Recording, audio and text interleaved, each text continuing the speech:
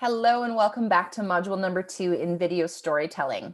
We're going to dive right in, and this module is all about the pillars of good storytelling. So what makes up a really good story?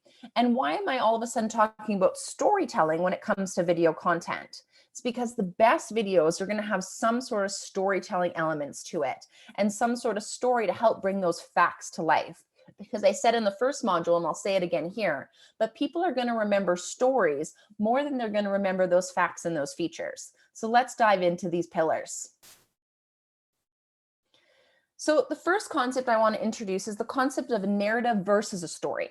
Now, what is a narrative and what is a story? We're going to start with narrative. Now, a narrative is quite simply an open sequence of events that doesn't really have a real beginning, middle, or an end. So it is open because it doesn't have that ending. It doesn't have that closing.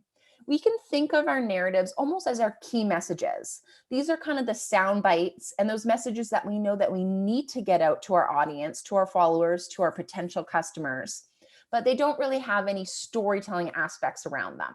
So think about those key messages that you just have to get out there. Maybe it's even your product features or your service features. That could be a narrative.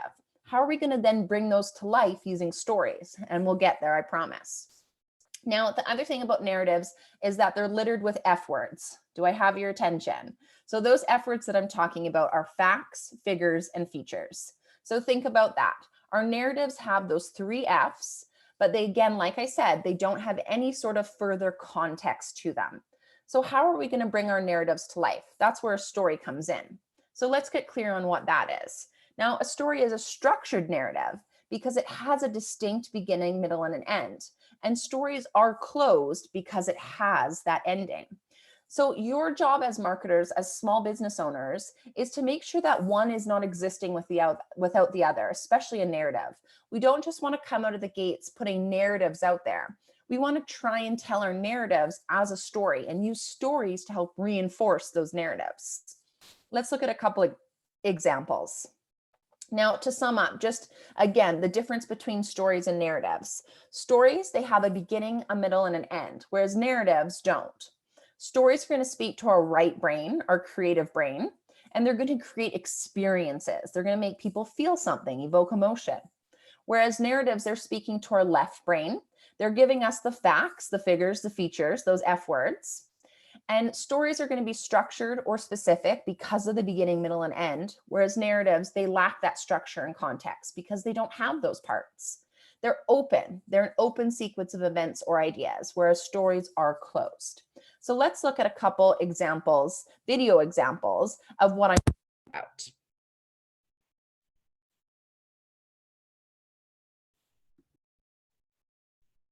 I've got 15 seconds to tell you that Canadian milk is produced without the use of growth hormones and that you should look for this logo if that matters to you. I think I finished early.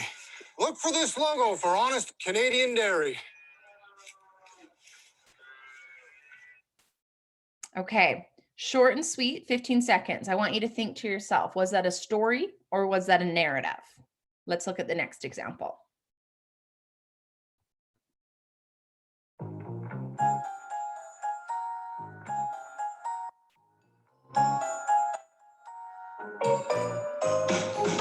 Everyone's a kid at Christmas time. A holly jolly kid at Christmas time. Everyone from 1 to 93, feeling free. Look at me. Everyone's a kid at Christmas time. A holly jolly kid at Christmas time. Mistletoe is now the latest phrase, and no one wants to activate. Tell nice old guy it's riding through the sky. Would you believe he's jumping into chimneys? Oh, everyone's a kid at Christmas time. A holly jolly kid at Christmas time. Okay, so another great example from Dairy Farmers of Canada. Now, was this a story or a narrative? Now, this one is pretty obvious. It's a story, right? It had that beginning, the middle, and an end. It also had characters. It had a setting. It was closed. It had a plot. It told you the story of what Santa does with all those glasses of milk that are left out for him on Christmas Eve. And so it had all the elements of a really great story. Now, the first one, that was a narrative, okay? It was littered with those F words, the facts, the figures, and the features. It didn't have a distinct beginning, middle, or an end. However, it still worked. And I bet you had a little bit of a chuckle from it because it worked because it had humor in it. So it did evoke a bit of emotion, probably just because the actor was so good at his job. And it was short, it was only 15 seconds. So it got the point across really, really fast. But you can see the difference between the two. So the first was that narrative littered with those F words, facts, figures, and features, whereas the second example was a story and it didn't even have any script in it, any talking in it, but it still got across the point and it really gave us some sort of feeling. It evoked some sort of emotion. So the next concept that I want to introduce to you is the concept of the 4 Ps, A and D. And this is a really great exercise to do, and you'll get to do this yourself in a moment. But this is a really great exercise to do when it comes to thinking about how you can bring your narratives to life using a story in your video content. So the 4 Ps, let's start with those. Now, the first one is really, what is your video, your story going to be about? What's the plot?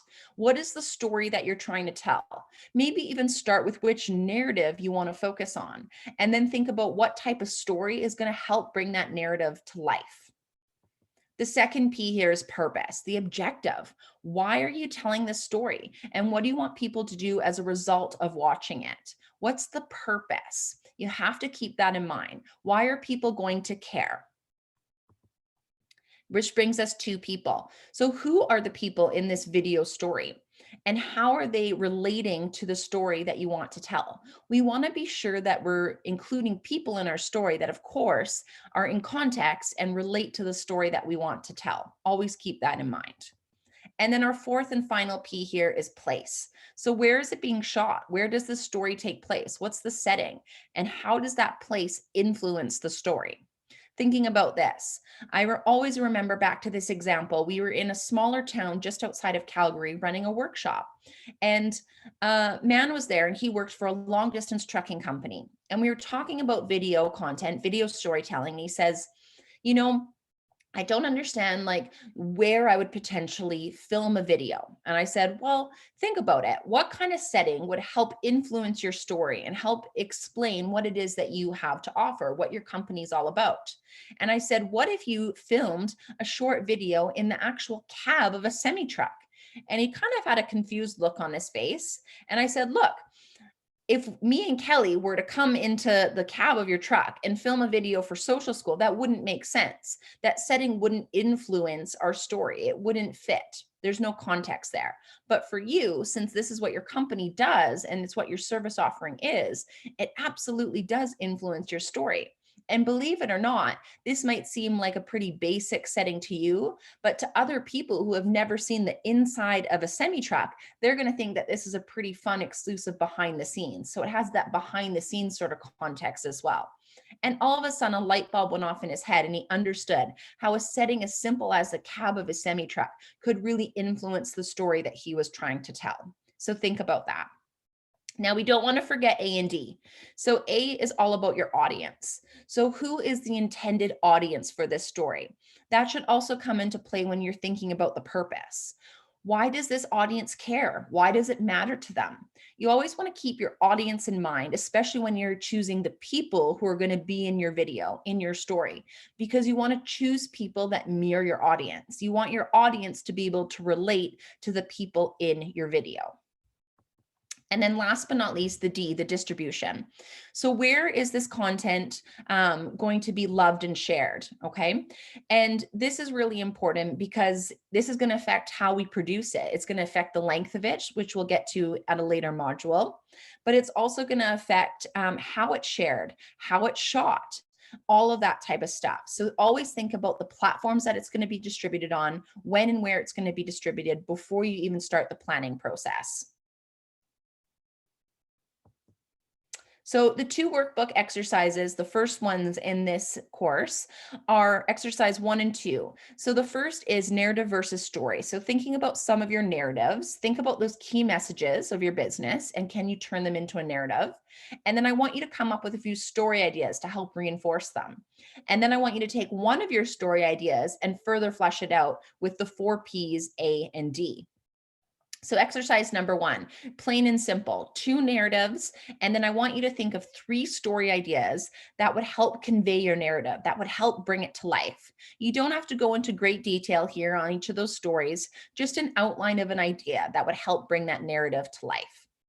And then I want you to choose one of those story ideas and further flesh it out here and fill out the 4 P's, A and D. All right. Further flesh out what that plot's going to be like. What is the purpose of it? Who are the people going to be in this story, in this video? The place that it's shot, the audience it's intended for, and where you're going to distribute it.